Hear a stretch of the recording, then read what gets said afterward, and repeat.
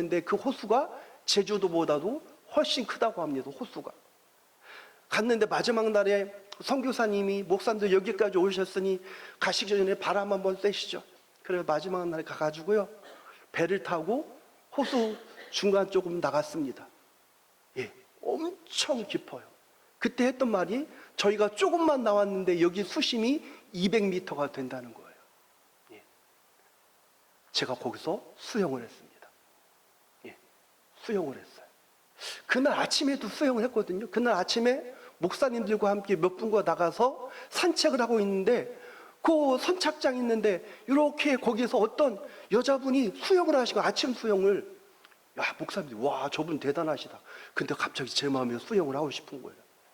전 수영복 준비 안 해갔는데, 그래서 거기서 남자들밖에 없으니까요, 팬티만 입고 옷을 훌렁훌렁 벗고 그 물에 들어가서 수영을 했어요. 빙한 물에서. 예, 기분이 너무 좋은 거예요. 그런데 제가 했던 그곳은 깊이가 3m예요.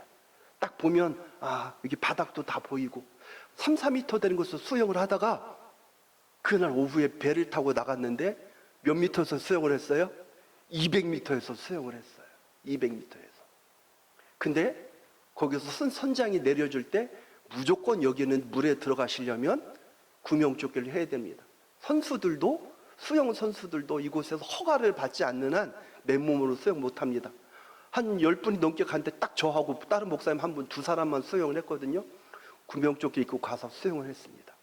제가 깊이가 200m인 호수 위에 둥둥 떠다녔어요. 거기서 바라보니까요, 제가 아침에 선착장에서 바라보던 3m 깊이의 물과 이렇게 보는 깊이가 보이지 않는 200m의 물은 차이가 달라요. 레벨이 달라요. 전혀 다른 세계예요. 똑같은 호수이지만 3m에 떠서 제가 수영을 할 때 저의 느낌과 200m 깊이에서 수영을 할 때 제 느낌은 완전히 다른 세계입니다. 같은 호수지만 같은 곳이 아니구나. 다른 세계가 있구나 깨달았어요. 그리고 그 깊은 한가운데 떠 있는 작은 제 자신을 발견했습니다. 아침에 3m 깊이에서 수영할 때는 여기서 내가 힘 빠지면 조금만 가면 살아날 수 있어, 이런 마음이었는데 200m 그 광활하고 넓은 호수에서 제가 혼자 딱 던져져 있으니 여기서는 구명조끼 없어 못 살겠구나. 여기서 내가 정신을 바짝 차려야 되겠구나. 내가 만약에 구명조끼 없이 혼자 던져졌다면 살 수 있을까? 이런 마음이 드는 거예요. 예수님께서 우리를 인생의 깊은 곳으로 인도하실 때가 있어요. 야, 그냥 너의 그 삶에 매이지 말고 새롭게 눈을 떠서 영적인 눈을 열어서 나와 함께 깊은 곳으로 가보자. 다른 세계가 있어. 두려울 수 있지. 내가 너의 구명조끼가 되어줄게. 내가 너를 붙들어 줄 테니 나와 함께 인생의 깊은 곳으로 가서 하나님을 경험하지 않고는 알 수 없는 놀라운 영적인 세계를 경험하자. 주님이 부르시는 겁니다. 예수님께서 우리한테 이 명령을 하실 수 있어요. 아무개 집사야, 너 고독하지? 외롭지? 열심히 달려왔는데 지금 네 손에 들린 게 아무것도 없지? 너무 고독하고 외롭고 고단하고 삶이 곤고하지만 나와 함께 다시 한번 깊은 데로 가보자. 그때 아멘으로 순종하는 우리 귀한 종들 되시길 바랍니다. 주님이 우리를 이렇게 인도하실 때가 있습니다. 5장 5절 한번 보겠습니다. 같이 있습니다. 시작. 시몬이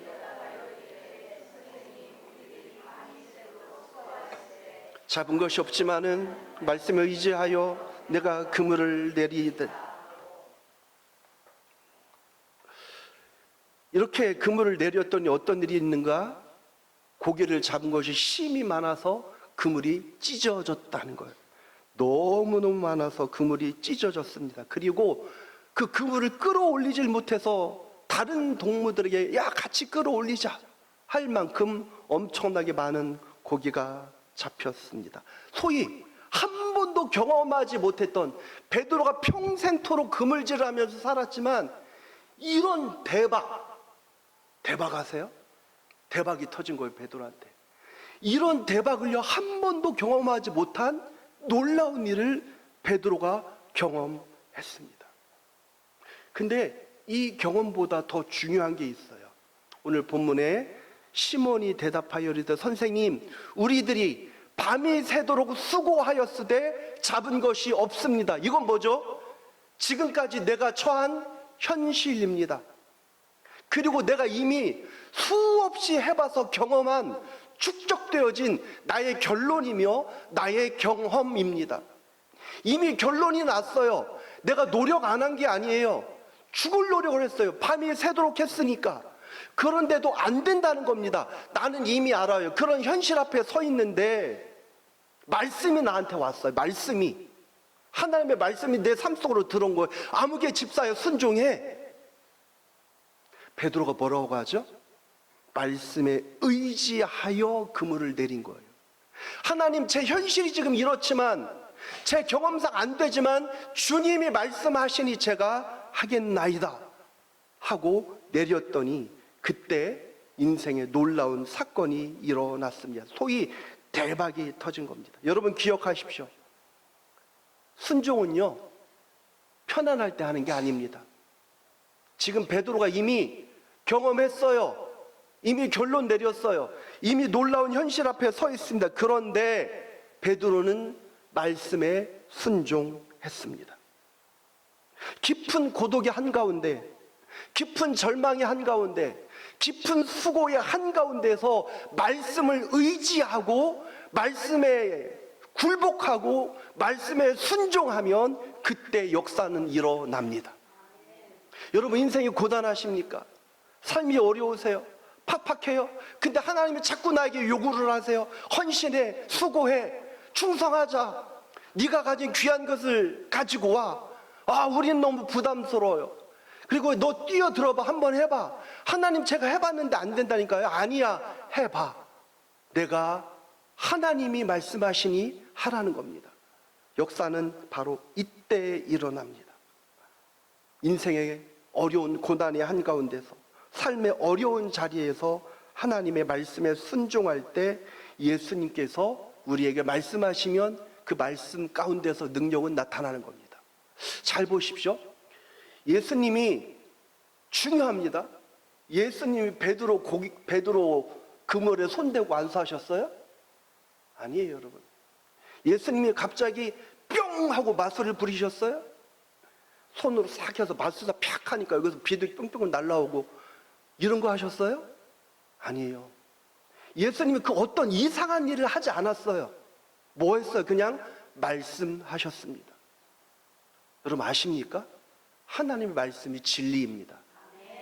하나님의 말씀이 다 이깁니다. 하나님께서 태초에 천지를 창조하셨습니다.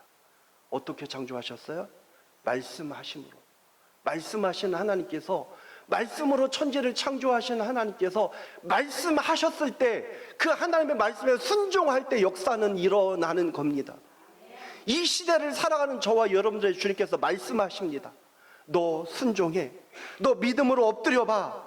네가 밤새도록 수고해서 안 됐지만, 너는 이미 결론 내렸지만, 너는 이미 경험했지만, 그래도 하나님의 말씀에 의지해서 수고해. 그러면 그때 역사가 일어나는 겁니다. 축복받는 사람들을 가만히 살펴보면요, 날개가 있습니다. 두 날개. 축복받는 사람들 두 날개가 뭔지 아십니까? 순종과 충성입니다. 한쪽에는 순종, 한쪽에는 충성, 이 두 날개를 가지고 인생을 항해하는 거예요. 그러면 인생을 날아가는 거예요. 인생을 비행하는 거예요. 그러면 주님께서 우리한테 함께 하십니다. 이 인생의 축복과 그 순종과 충성의 이 두 날개를 가지고 인생을 비행할 때 때로 역풍도 만날 수 있고요, 때로는 주님께서 도우시는 은혜로 말미암아 순풍도 만날 수 있어요. 우리는 늘 순풍만 원하잖아요. 뒷바람 불어라, 내가 편하게 날아갈 수 있게. 그런데 여러분 아시죠? 하나님께서 우리한테 살다 오라고 보내신 이 세상이 순풍만 불지 않습니다. 오히려 역풍이 훨씬 많습니다. 이 역풍을 이겨내는 비결 뭐죠? 말씀에 순종하는 겁니다. 깊은 데로 가서 그물을 내려봐. 이게 주님의 요구입니다. 이 주님의 요구에 베드로가 순종했더니 베드로는 소위 대박을 경험합니다. 그물이 찢어져서 끌어올릴 수 없을 만큼 고기를 잡았습니다. 자, 이 사건이 있은 이후에 5장 8절 같이 읽겠습니다. 시작.